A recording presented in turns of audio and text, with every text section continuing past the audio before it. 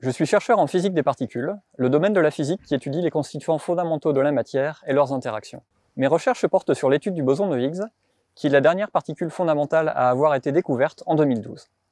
Cette particule joue un rôle tout à fait spécial dans notre compréhension de la physique de l'infiniment petit. La théorie du modèle standard nous décrit en effet la matière comme fondamentalement constituée de particules. Leurs interactions, à savoir l'électromagnétisme ou les forces nucléaires faibles et fortes, font intervenir d'autres particules appelées bosons. Dans les années 60, cette théorie alors en construction faisait face à un gros problème. Si elle marchait remarquablement bien pour décrire les interactions, elle n'était valide qu'en supposant que toutes les particules sont de masse nulle. Or, la grande majorité des particules ont une masse.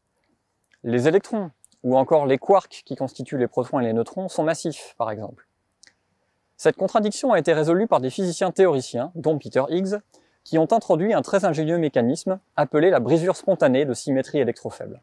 Ce mécanisme permet aux particules d'acquérir leur masse par interaction avec un nouveau champ quantique baptisé champ de Higgs, et à qui est associé un nouveau boson, le fameux boson de Higgs. Il aura fallu presque 50 ans de recherche auprès d'accélérateurs de particules toujours plus puissants pour finalement réussir à observer cette nouvelle particule. C'est ce qu'ont réalisé en juillet 2012 les expériences ATLAS et CMS installées sur le LHC, le grand collisionneur de hadrons du CERN à Genève.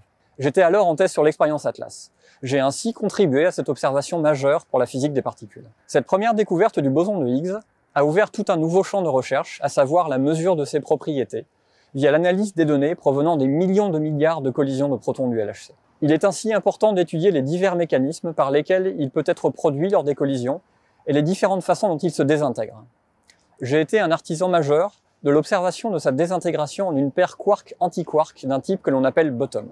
C'est de loin la plus fréquente, mais elle est très difficile à distinguer du fait d'un grand niveau de bruit de fond, et il a fallu résoudre de nombreux défis expérimentaux pour la mettre en évidence. Cette découverte a permis d'affiner notre compréhension de l'origine de la masse des particules. Ce qui m'a conduit à devenir chercheur dans cette discipline, je crois, c'est le caractère unique, presque utopique du CERN et du projet du LHC.